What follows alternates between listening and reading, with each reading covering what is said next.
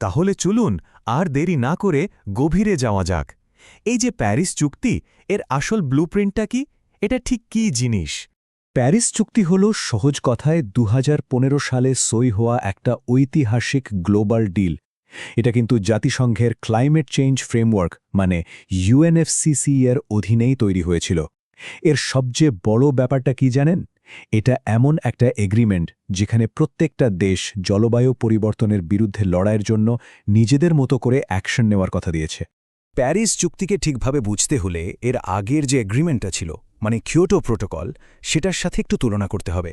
Kyoto ছিল বলতে পারেন টপ ডাউন অ্যাপ্রোচের, মানে ওপর থেকে কয়েকটা দেশের ওপর কড়া টার্গেট চাপিয়ে দেওয়া হতো।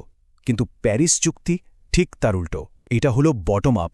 এখানে প্রত্যেক দেশ নিজেই নিজের লক্ষ্য ঠিক করে, আর ঠিক এই কারণেই মানে এই ফ্লেক্সিবিলিটির জন্যই প্রায় সব দেশই এতে যোগ দিতে রাজি হয়ে গেছে। ব্যাপারটা কিন্তু দারুণ। আর এই পুরো চুক্তির একেবারে হার্টে আছে একটা ম্যাজিক নাম্বার।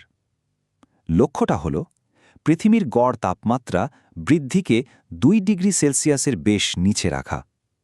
আর শুধু তাই না, চেষ্টা করতে হবে যেন সেটা 1.5 ডিগ্রির মধ্যেই আটকে থাকে। এই সংখ্যা দুটো কিন্তু পুরো চুক্তির মূল চালিকা শক্তি।